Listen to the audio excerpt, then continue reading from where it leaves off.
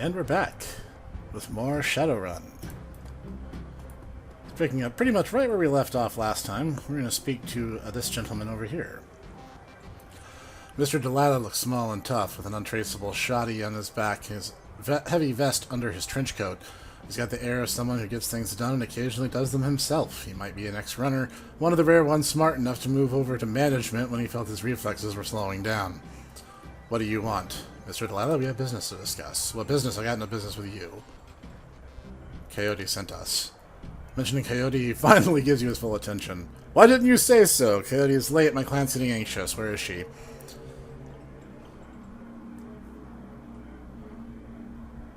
Downstairs, trying on a new arm. Your run went south for her. No kidding. Whatever. She's tough. She'll pull through. Who are you two?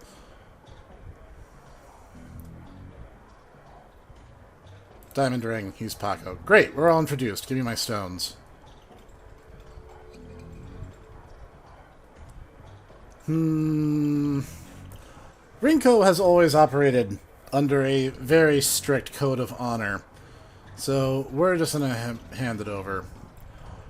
In an instant, there's a jeweler's scope on his eye, moving quickly through what appears to be the most valuable stones. He stops when he finds what appears to be an ordinary pebble inscribed with Hebrew characters. That's the one. He pockets it. Okay, you've done good, but you're late. And Coyote knows that in this case, late equals no payment. But I'm feeling magnanimous tonight, so you guys can keep the rest of the gems as your reward.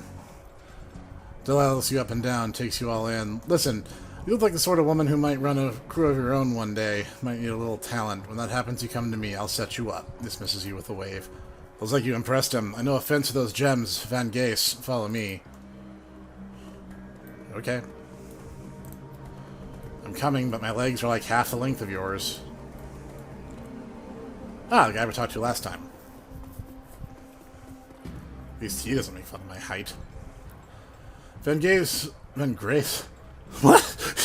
You didn't have the R in it when you introduced him to me, Paco.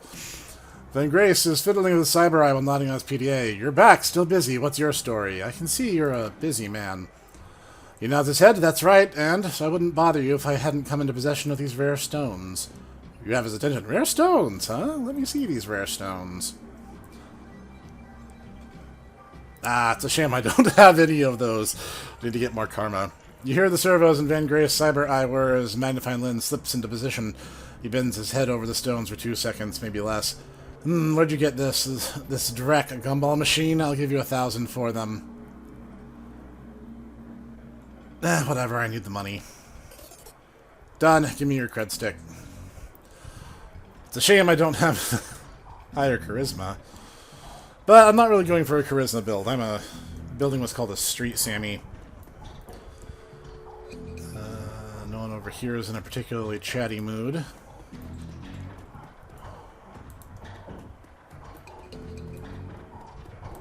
Oh, he has some extra dialogue. We're done for now. Great! With extra dialogue to tell me that he has no extra dialogue.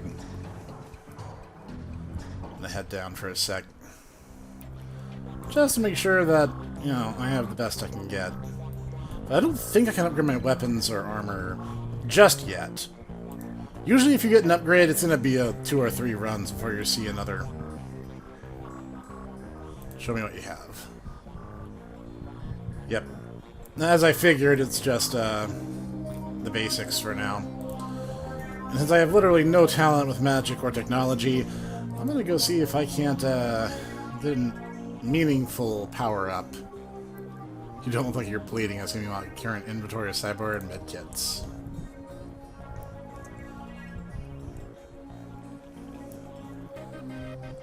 Oh, ho, ho. We're gonna have some fun with this. Now, if you were wondering if what the street samurai gets that the other archetypes largely don't, you're looking at it. Now, in Shadowrun, Essence is your connection to the world of magic, but it's also kind of a representation of your overall connection to your humanity. As long as you have at least one essence, you're fine. But if you start lopping off legs and arms and replacing them with machinery, you lose that connection to magic. So your essence starts going down. So if you're a caster class, you pretty much want no cyber augmentations if you can help it. In fact, we ran into a strange incident where, due to an unrelated incident, one of our runners, Troppo, actually lost a few fingers. And when we were looking at, like, oh, well, I mean, he lost them in an accident, maybe we could get him, like, some prosthetics, that still lowers your essence. It's kind of a weird thing, but that's how Shadowrun works. Now, ideally, I would want something like the Ares dermal plating, and the, no, that'd be the better choice, because that's a +1 to body. This one is just +2 to armor everywhere you go. And Data Jack is really only good for riggers and deckers, and that's the thing about deckers, even though you're probably not as beefy as a Street Sammy, with the right amount of money in pocket, you could probably make yourself pretty comparable. Cyber Eye is something to consider, given how I go for the big shooty boom booms. But we're going to go with the leg, because not only does it give us more health, it raises just our base quickness. So I'm going to slap that in there. It's expensive, but I'm going to go for it. And this kind of gives us the rundown. Cyberware causes essence loss.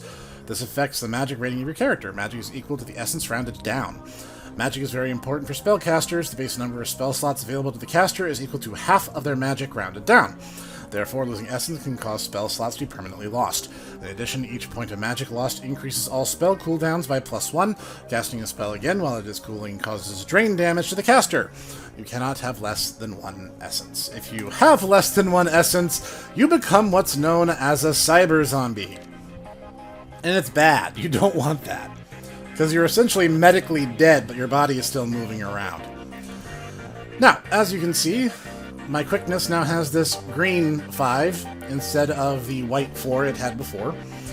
And that's because something other than my body is augmenting it, which is also why armor is 4, because obviously I'm wearing armor.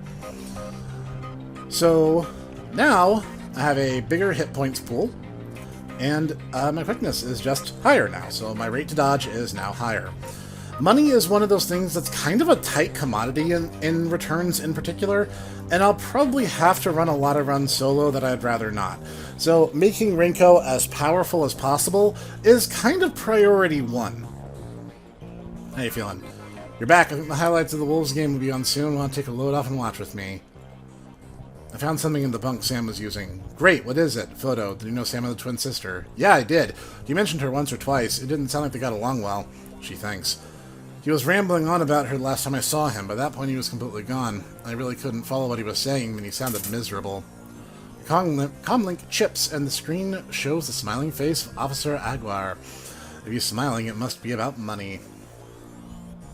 Officer Aguirre, what a pleasure to hear from you.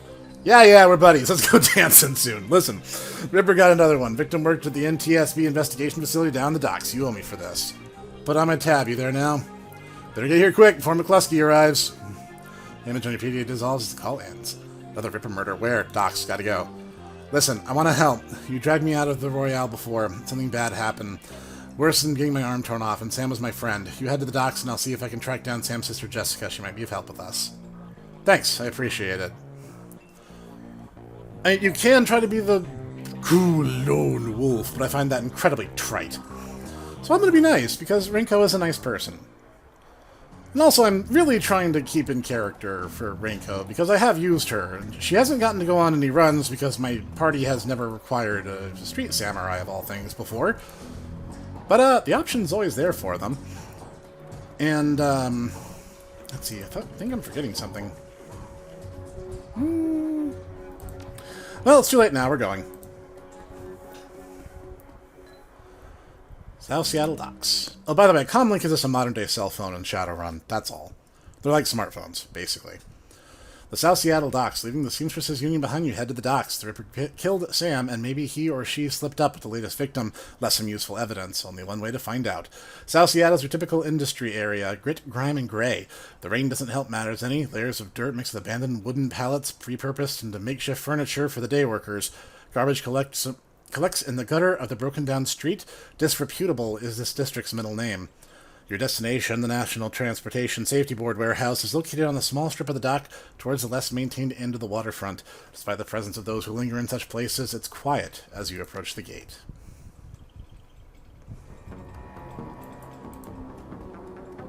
die. Guess they don't have a whole lot on their mind.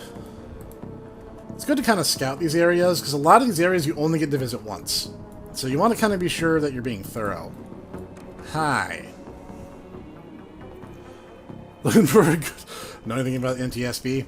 Yeah, the bums around here have been stealing old crap from that place for years. Not worth my time, though. Alright, that's about all the info I appear to be able to get my hands on. So, let's just try the direct approach. Oh.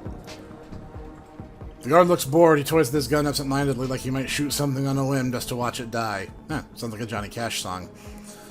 Hey, you're about to trespass on corporate property. You looking to get dusted, street scum?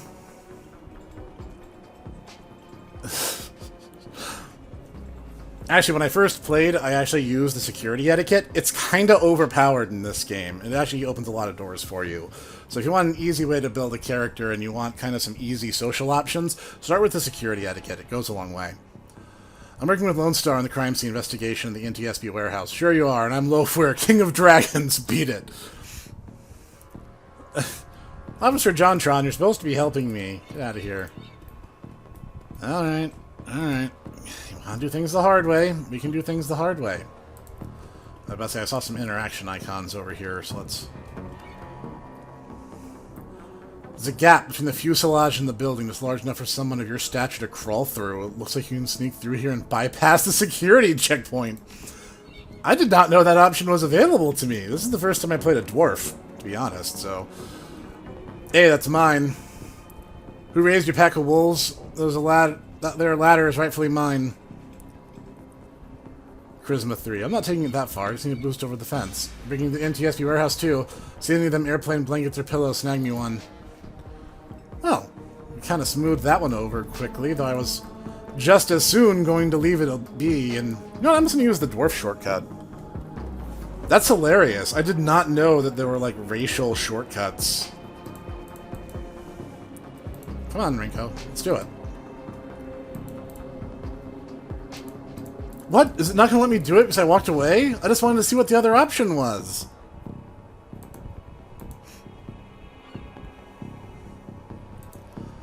Okay, you know what? I've not gotten to do this before, so I'm going to reload and I'll be right back. Alright, so thankfully Shadowrun Returns has an autosave feature that saved me of having to go through everything I've done thus far, so I really only had to talk to the security guard again. But this time, we're going to ignore the bum and his ladder, and we're just going to take the dwarf shortcut. Because again, I've never gotten to do that before, so that's cool. I knew it changed depending on your meta type and stuff. I didn't know it changed that much. Now the difference is I didn't talk to the bum this time, so I'm not like absconding with his ladder for no reason whatsoever. I don't think there's anything over here, but I'm gonna stick my head around. You always have a clearer field of vision. And the game does reflect that, and I actually think that's a good decision, ultimately. You usually get kind of a shadowed version of stuff that you've seen before, because you know what's back there, because you've seen it, right? Inside, the large gray warehouse is as typical as the outside. High ceilings adorned with girders and rickety catwalks atop a huge utilitarian room. Concrete and steel walls meet a concrete floor. This is a place for storing things and nothing more. Despite the quiet on the outside, the inside is a hornet's nest of Lone Star officers going about their business. In the center of activity is the Emerald City Ripper's latest victim. With uniforms everywhere, no one stops you at the door. It seems this case hasn't been leaked to the press yet. Lone Star or no, you've got a job to do.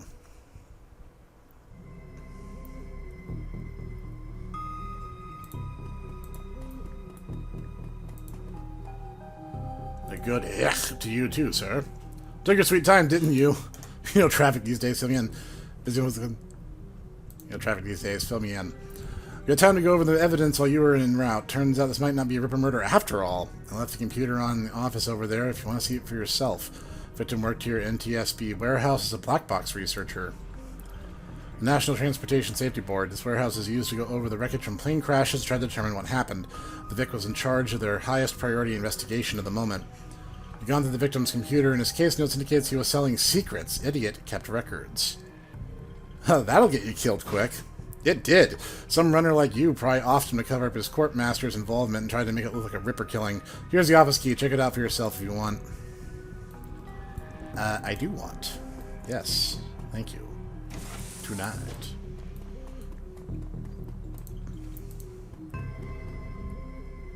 I'm no Decker, but it looks like we should have full run of the place. Researchers' work cyber terminal has been left on, presumably by a Lone Star investigator. 95.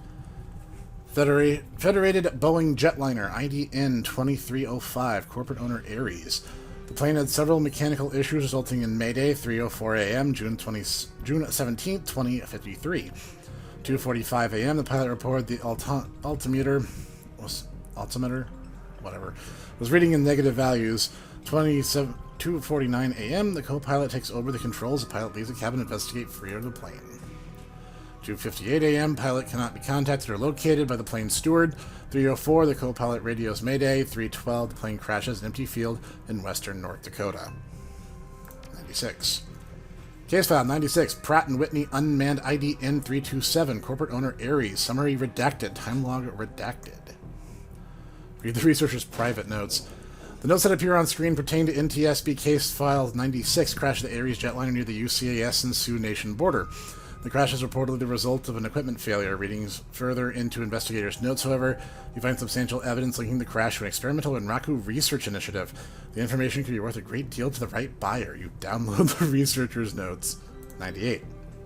The file is corrupted.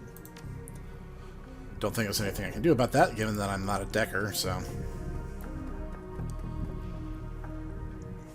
This appears to be the victim's locker. The door is slightly ajar. You see several of the dead man's personal items. Inspect the toothbrush. Blue toothbrush is still wet from being used. Smells of mint and cigarettes. Gross. This appears to be the victim's locker. Inspect the comb. Black plastic has some wiry gray hair stuck in it. Appears to be the victim's locker. I guess we've touched everything that we can touch here. Never hurts to do a little extra snooping. Especially before McCluskey arrives. Oh, good. It's my favorite coroner. Diamond Ring. Surprised to see you here. Let me guess. Officer John Tron tripped you off. Suppose you must have made an impression on him at the market yesterday. Or your cred stick did, at any rate. He chuckles. Anyway, surprise. We have another Ripper victim on our hands. Looks like you've been putting in overtime, Dresden. What can you tell me about this victim? Victim's male, mixed Native American descent, age 38. Based on the condition of the body, it looked like he was killed around 2 in the morning, and yes, I'm a little tired. Bodies have been piling up like cordwood, it seems. Cause of death? Unknown. Several internal organs were removed from his body after death, and quite gruesomely. I'm not sure if the killer even knew what they wanted before they started cutting. Not much else to tell yet. Really, he does have a lot of pre-existing scar tissue, so he probably had a major surgery at some point in recent history. Unfortunately, if the organ's gone, I can't determine the nature of the surgery. Any idea which organ the Ripper was after? Well, the killer definitely took the lungs. The more I look at it, though, the other missing organs may just be eviscerated within the chest cavity.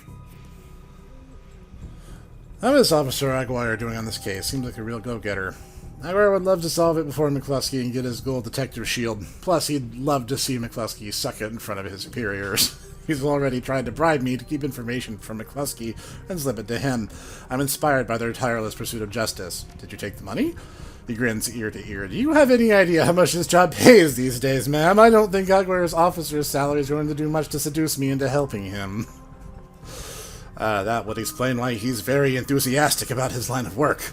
Is McCluskey getting closer to a suspect? McCluskey couldn't find his butt with both hands. Don't tell him I said that, though.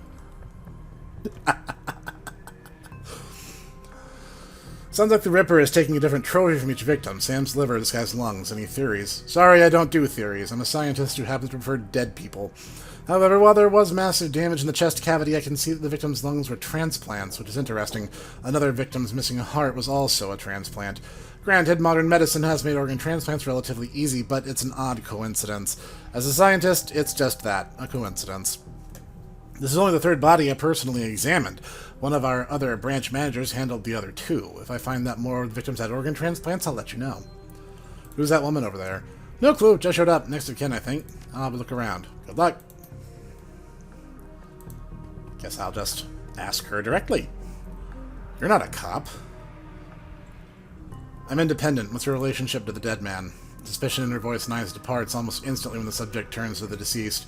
He's my brother. I've been trying to speak with him. I'm afraid his spirit is too disoriented by his recent journey to answer me, so you're a shaman. Yes, for all the good it's doing me. If I could just make contact, I might be able to deliver justice and all my brother's spirit to rest. Were there any other witnesses? Not as far as I could tell, not among the living. Realization dawns, bringing light to her eyes. My brother's spirit may not be alone here this night. She closes her eyes and concentrates, droning a low chant you can barely hear. There are other spirits who may be of help. Her features harden in frustration as if she's searching for something that remains elusive. Sighing, she opens her eyes and fixes you with a stare. I can't do it alone. What do you need? The warehouse contains the spirit of plane crash victims trapped between worlds. They wish to help, they wish to be heard, and I think they have something to say about my brother's murder. Lone Star won't let me in there, but you seem to have the run of the place. If you can find personal items that belong to the victims, I believe that I can summon a spirit to speak with us. I'll need at least 2 such objects, and you find them for me. Of course. In fact, we've already kind of handled some of them.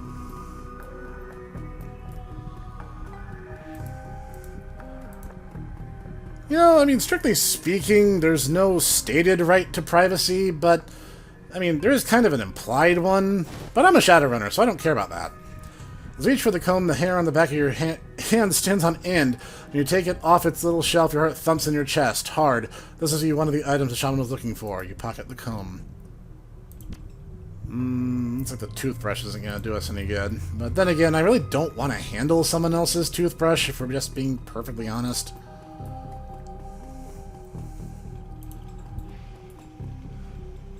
It's great that there's a bathroom in here. Old poster depicts a skeleton woman posing with an assault rifle. Ah, men's room.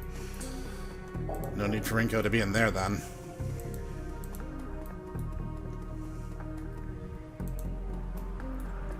All we have to do is dig a little bit deeper, though.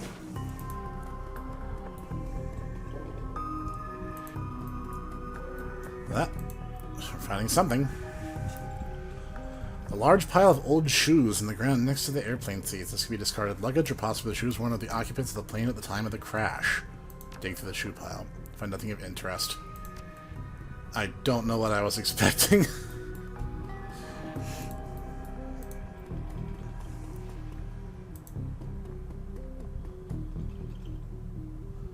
It's hard to say whether this heap of items are and refuse recovered from a plane crash or simply the trash that hasn't been taken out yet. Dig through it anyway. Sticky substance of some sort seems to have seeped through the pile of trash. Your hands are quickly covered with the stuff. After searching for a minute, you unearth a handful of interesting items. Suspect an earring. The earring is made out of burnished steel, formed into the shape of a small salmon. An intense primal fear washes over you as you touch its surface. Must be one of the items the shaman was looking for. Tinted lunchbox. The tin lunchbox has seen better days. You can barely make out the face of a grinning troll in the front. Inspect the cred stick. Surprisingly, the cred stick's functional. You slot in your PDA and 200 is added to your account. Yeah, and this is why I wouldn't make it as a Shadowrunner, is because, I wouldn't stick my hands in there. Not without, you know, gloves into the nearby sink. So I could wash my hands. Which Rinko's not going to do, because the game doesn't give you that option. Feels as though you found enough objects. Yes, here they are. You enter the object you found. She closes her eyes and chants over them for a time. When her eyes open again, they're filled with tears. Thank you. These items are all I will need. It shouldn't take me long to... What the heck is all this? Ah, great. Officer Aguirre trails after the detective, only meeting your eyes for a moment. She's the victim's sister, sir. This is a crime scene officer, not some Salish drum circle. That's her brother, makes her their business. No, that's a corpse, which makes it my business. Now get out. Come on, if you stay much longer, I'm liable to do something I'd regret, or worse, something I'd enjoy. Oh, very well. She stares daggers at McCluskey from across the warehouse. There's no helping it now. I should just be grateful you were able to collect those items for the Claws, carted everything off. Can we still summon the spirit? Not from here, I'm afraid. Spirits such as these have domains, in which they are anchored. Ah, they play by Phasmophobia rules. We need to get back in there. Not looking good now. You have any plans this evening? A little breaking and entering, perhaps, under cover of darkness. You sure you're up for this? It may be a rabbit hole, but I have to get to the bottom of it. Whatever your reasons, I thank you. Since we have the time, we should probably enlist some help. That may post security overnight. I'm going to go on a limb and say you know where to find the kinds of people we need. You can say that. Good. I'll put up the money. If you find the bodies, she reaches a fistful of crumpled Nuyen from the inside of a leather pouch, starts to count it out, and shoves the whole wad at you. Meet me here at midnight. The spirits will be strong then. Well, first things first. I did just get 10 karma. And it kind of feels like it's time to start bumping up my ranged abilities a little bit. Let's see. Oh, right. For things like cyberware, it raises your stats overall, but not for the sake of progress on this particular bar. It's a weird thing, but that's just how it works. For starters, bump that up one. No, it really wouldn't kill me to put some in dodge. And I would like to get charisma up one more. Talking my way out of tight situations is a huge help in this game. So I'm going to pocket those 3 for now. Bumping up dodge some more would not hurt. Alright. You sorted through the warehouse, your comlink chirps, and you face a coyote pops on screen. Hoy, Diamond Ring, you in the middle of something? Just being jerked around by Lone Star, same old thing. I hear you. Her jaw sets. I don't know if I ever told you this, but I was born in the Royale. BTL pushers like Stevie J ran the squats in my world when I was growing up. Sounds nasty. Rapharos, it was, for all kinds of reasons. I have a cousin, Gino, who's been missing for months. He hit this brawl about a year ago and immediately fell into some tweakers. Bad guys. I hooked him on the high-amp dream chips and started using him for all sorts of dreck. I tried to help him, but he pushed me away. Then he disappeared. I've been shooting up BTL labs ever since trying to find him. I'm guessing you have a new lead. It's not a lead. Her face lights up. She's running hot, has serious edge. I know exactly where he is this time. Got an old friend who eyeballed him herself. I'm on my way. Taco's with me, but we could use another hand. You in? I need you right now. On my way. I knew you'd come. I'll send you the address. See you soon.